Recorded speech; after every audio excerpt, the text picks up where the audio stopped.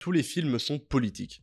Bon, ça c'est une phrase que tout le monde a déjà dit ou entendu dans des milieux un peu cinéphiles, mais concrètement, ça veut dire quoi un film politique? Parce que c'est vrai que quand on se pose un peu la question, comment des zooms, des travelling, des plans séquences ou même du montage, Bien sûr, c'est politique. ça peut transmettre une idée politique. Et aussi aujourd'hui, l'étiquette film politique, ça veut pas dire grand chose, parce que y a plein de films qui sont étiquetés comme tels, alors que c'est pas du tout de la politique. Et que les messages sont souvent très limite. Et aujourd'hui, on va essayer de revenir à la base du cinéma politique, on va remonter un peu le temps.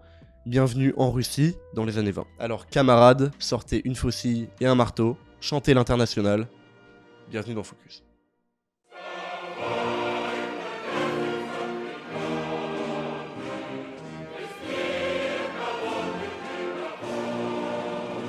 Bon, avant tout, faut peut-être remettre un peu le contexte pour ceux qui étaient pas très bons en cours. En Russie, depuis tard l'époque, c'était un régime tsariste. Donc, le pays était dirigé par un tsar, c'était comme une monarchie en gros, sauf que c'était un empereur qui avait tous les pouvoirs et il y avait à balle d'inégalité entre les classes. Donc logiquement, au bout d'un moment, les exploités en ont plein le cul, et en 1848, il va se passer un événement très important. Pour l'instant, on parle toujours pas de cinéma, parce que ça existe pas encore, on parle de l'histoire avec un grand H. En 1848, Karl Marx et Friedrich Hegel vont révolutionner l'histoire de la politique en écrivant un livre, le Manifeste du Parti communiste.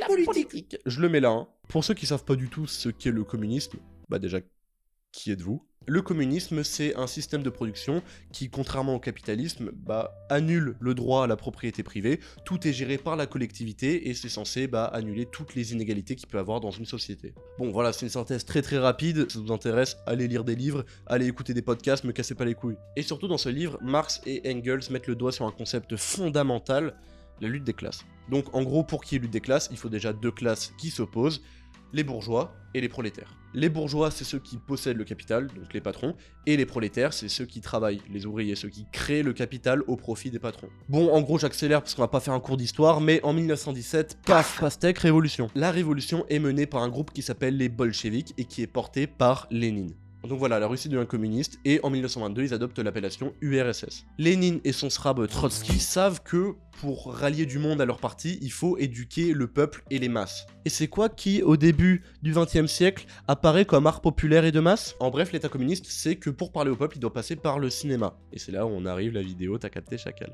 En parlant de ça, il y a plein de nouveaux cinéastes qui émergent en URSS. Enfin, des nouveaux auteurs. C'est un peu les premiers, quoi, on est dans les années 10-20. Notamment Dziga Vertov, qui réalise le fameux L'homme à la caméra, mais surtout, l'homme qui nous intéresse aujourd'hui, Sergei Eisenstein. Attention, il y a une erreur à ne pas commettre, qui s'applique ici, mais qui peut s'appliquer pour tous les courants et mouvements cinématographiques. Faut pas tous les mettre dans une même case. Par exemple, entre ces deux auteurs, Dziga Vertov, il invente le cinéma œil, donc en gros qui est proche du documentaire, qui fait vraiment des expérimentations pour montrer le réel, alors que lui, Sergei Eisenstein, il invente le cinéma point, en gros des films d'action entre guillemets, pour divertir les masses avec du montage et des effets de style. En gros, ils sont en clash, quoi, c'est un peu Caris et Booba. Mais bref, on reparlera de ça un peu plus tard. J'ai la bouche sèche, c'est un enfer. Sergei Eisenstein... C'est compliqué, c'est russe, hein. Sergei Eisenstein, il est né le 10 juillet 1898 dans l'Empire russe. Il est né là où est actuellement la Lettonie, mais on s'en bat les couilles. Bon, il fait sa petite vie, des études, etc. Et il intègre l'armée rouge pendant la Révolution en 1917 en tant qu'ingénieur. Oh là là, mais c'est quoi le rapport avec le cinéma, Alexandre? Ta vidéo, c'est nul. Mais pour revenir un peu dans le monde de la scène, il devient décorateur de théâtre au début des années 20, mais c'est en 1924 que sa carrière de cinéaste commence. En 1924, il réalise son premier film, La Grève, et en plus de 25 ans de carrière, il va marquer l'histoire du cinéma mondial à tout jamais. Il va inventer une nouvelle manière d'appréhender le cinéma. C'est l'un des premiers à l'intellectualiser, il va écrire des théories dessus, il va inventer des nouvelles manières de monter, de découper une scène, enfin bref, voilà, il a inventé beaucoup trop de choses qui sont encore utilisées aujourd'hui. Évidemment que dans cette vidéo, on va pas aborder tout son travail parce que le mec, il a fait plein de longs métrages, plein de courts métrages, il a écrit des livres sur le cinéma, sur les mathématiques, sur la science.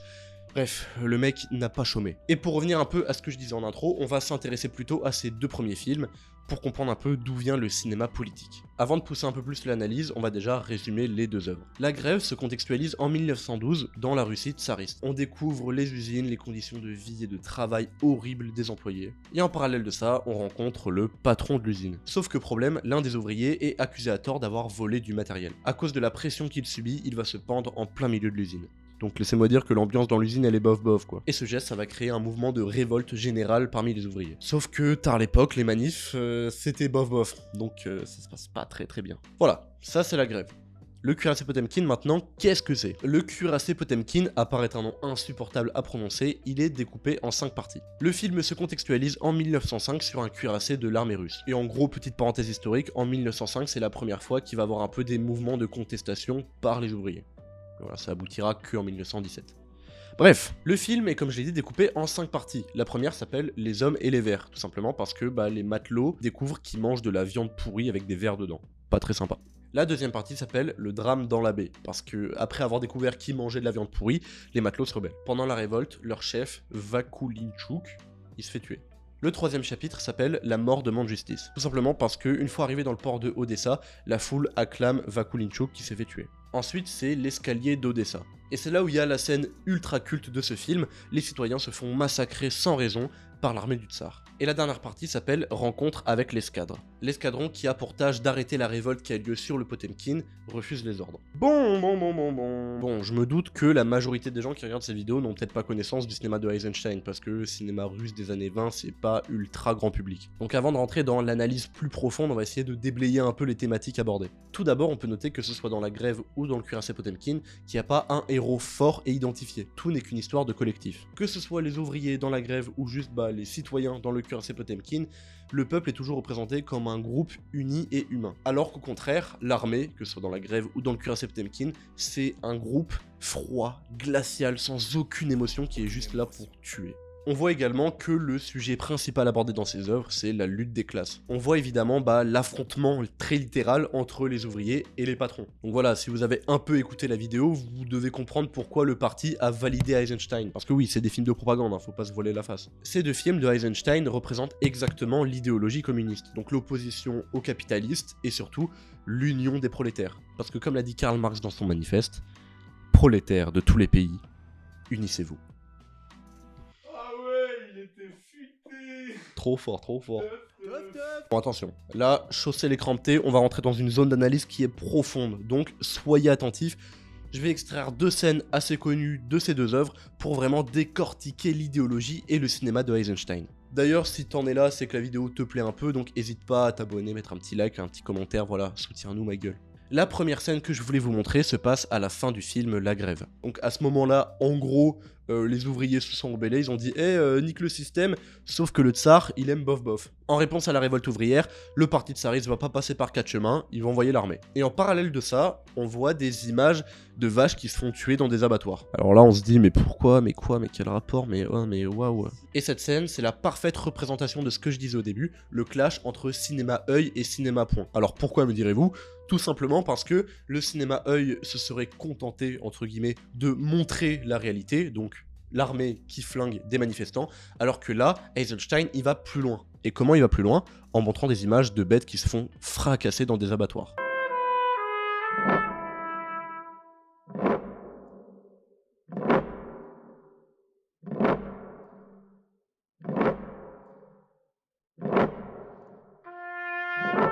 Et en utilisant ce procédé de montage, donc qui est du montage alterné, ça renforce encore le côté violent, brutal et vraiment glaçant de cette scène. Et c'est là où on touche du doigt ce qu'est vraiment le cinéma de Eisenstein, le montage. Eisenstein, c'est vraiment un théoricien du cinéma et sa spécialité, comme je l'ai dit, c'était le montage. Il a inventé et théorisé plein de techniques différentes. Je vais pas aller vraiment dans les détails, je vous mettrai en bio si ça vous intéresse des liens parce que vraiment c'est très compliqué, mais 5 formes différentes de montage. Le montage métrique, le montage rythmique, le montage tonal, le montage intellectuel et enfin le montage harmonique. Bon, je vais pas trop développer parce que vraiment c'est d'une complexité, même moi je capte la moitié des trucs, mais voilà, c'est plein de types de montages différents.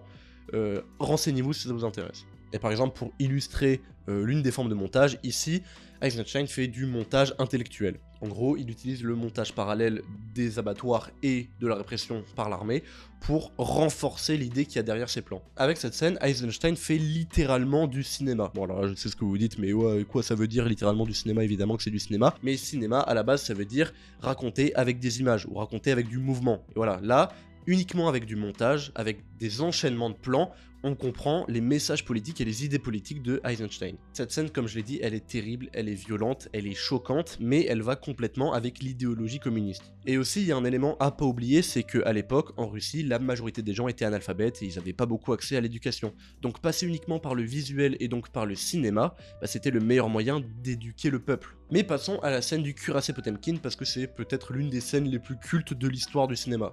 Donc déjà, je recontextualise un peu pour ceux qui n'auraient pas vu le film. Cette scène se passe quand les matelots qui se sont rebellés sur le cuirassé Potemkin arrivent dans la ville d'Odessa. Ouah, c'est la fête, tous les gens sont là, ils vont retrouver leur mari, leur fils, voilà là, trop bien, c'est la kiffance, sauf que tout à coup...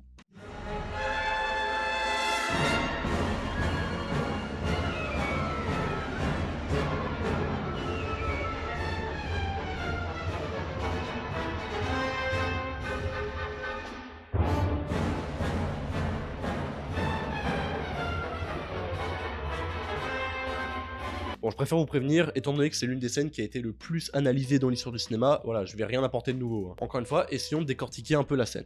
Qui sont les protagonistes? On voit le groupe des citoyens et l'armée. Encore une fois, c'est deux collectifs, on reste dans l'idéologie du communisme. De la même manière que dans la grève, les opprimés ne se rallient pas derrière une seule et même personne, voilà, ils luttent en tant que collectif. Eisenstein se permet quand même d'humaniser un petit peu le peuple en mettant des symboles, en mettant des personnages qu'on voit pas avant, qu'on verra plus après, qui sont juste présents dans cette scène pour ajouter un peu de compassion avec cette foule qui se fait massacrer. On voit notamment une personne qui n'a pas de jambes, des enfants, une maman avec un landau, une vieille personne, enfin voilà, pour représenter un peu dans cette scène toute la société russe de l'époque. Alors la question est pourquoi cette scène est aussi culte et importante dans l'histoire du cinéma? Plusieurs choses. Déjà, la réalisation. Il fait un travelling. Et même plusieurs travelling. Donc aujourd'hui c'est peut-être quelque chose de commun, mais à l'époque, en 1925, c'était une dinguerie. Il utilise encore une fois l'opposition entre l'armée, qui est juste un groupe où on voit même pas leur visage, contrairement à des gros plans sur les visages des citoyens. Et ça, encore une fois, c'est un truc qu'on peut voir beaucoup aujourd'hui, mais qui pour l'époque était vraiment révolutionnaire. Il utilise aussi un procédé qui est le faux raccord. Alors je sais que dit comme ça, utiliser un faux raccord ça peut être chelou, mais on a l'impression que cet escalier il est sans fin, que la scène va jamais s'arrêter, que le massacre est infini. Pour revenir au montage, parce que c'est vraiment ça le plus important dans le cinéma de Eisenstein, on fait face à un montage harmonique. En gros, le montage harmonique, c'est un peu celui qui mélange tous les autres styles de montage. C'est-à-dire qu'il y a l'émotion présente dans le montage tonal, le rythme effréné des cuts qu'il y a avec le montage rythmique, parce qu'en vraiment, en 5 minutes, il doit avoir 158 couples. Il y a le montage intellectuel, parce que cette scène, elle est aussi très très politique, et à travers cette scène, on voit les idées politiques de Eisenstein. Enfin bref, cette scène regroupe tout le travail de Sergei Eisenstein, donc c'est pour ça que je voulais vous la présenter. Et aussi, Eisenstein utilise un effet, le suspense. Je sais pas si vous connaissez le suspense. Quand je parle de suspense, je parle de ça.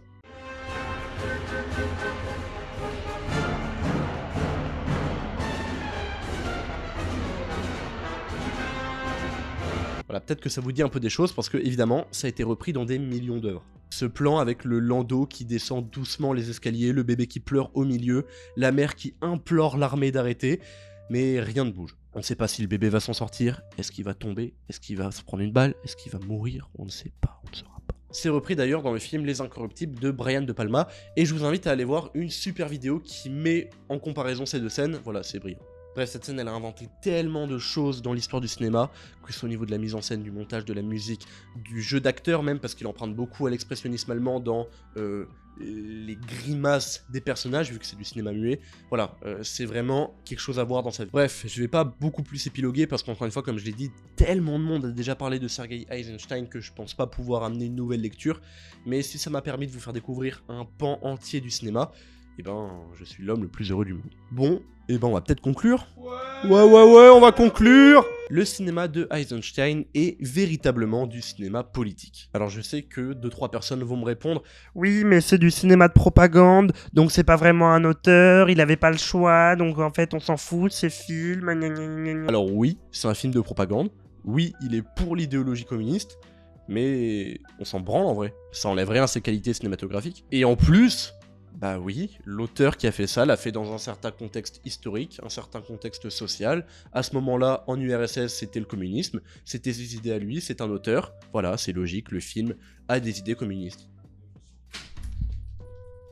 Je vais pas vous mentir que j'ai un peu la flemme de tout remettre comme c'était, donc on va finir comme ça. Et abonnez-vous. Et oui, bah c'est logique que des artistes mettent un peu de leurs convictions politiques dans leurs œuvres. Que tu prends Albert Camus par exemple, ou Jean-Luc Godard, on comprenait de quel bord politique il faisait partie. Parce qu'on peut pas créer sans mettre un peu de soi dans son œuvre. Et puis en plus, cet argument tient pas trop quand on sait que, par la suite, Eisenstein va avoir des différends avec l'URSS et il sera victime de censure lui aussi. Et d'autre part, ça reste un chef-d'œuvre cinématographique. Quand je dis ça, je parle de la mise en scène, de la réalisation, ou juste du montage. Il a inventé des trucs qui sont encore logiques dans la grammaire cinématographique actuelle. Et on peut avoir l'héritage de ce cinéma avec des gens de la Nouvelle Vague ou même Federico Fellini. Par la suite, Eisenstein va continuer à réaliser des films, que ce soit pour glorifier le Parti communiste avec par exemple Octobre, ou en racontant l'histoire de la Russie du passé avec par exemple Ivan le Terrible. Il va continuer à théoriser le cinéma, à théoriser plein de trucs, il va écrire des millions de bouquins, c'est un très grand artiste et un mec qu'on ne peut pas ignorer dans l'histoire du cinéma.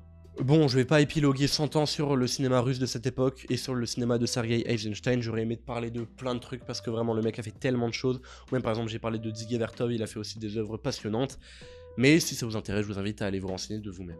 C'est vrai que cette fois j'avais pas de tasse. Non, elle est pas vide, non. J'ai eu un petit doute. Si la vidéo vous a plu, n'hésitez pas à mettre un like, un commentaire, à vous abonner, à activer cette putain de cloche pour avoir les notifs. Voilà, abonnez-vous, regardez mieux, suivez TH13 de partout sur les réseaux. Merci à tous, bonne journée. N'hésitez pas à nous suivre sur tous les réseaux, que ce soit TikTok, Instagram, ou même on fait des lives sur Twitch. On parle de rap, de cinéma, on fait du react, on est fun. Bientôt sur YouTube, on va revenir avec Tar les Anciens, c'est un nouvel épisode sur un légendaire groupe du rap français. On a enregistré un podcast où on débat de films plus ou moins cultes. Et Focus, ça va continuer, il y aura peut-être des nouveaux formats, peut-être même de la fiction qui va arriver très bientôt. Voilà, restez connectés l'équipe, on revient plus fort que jamais. Bon bah voilà, merci beaucoup. Ciao ciao.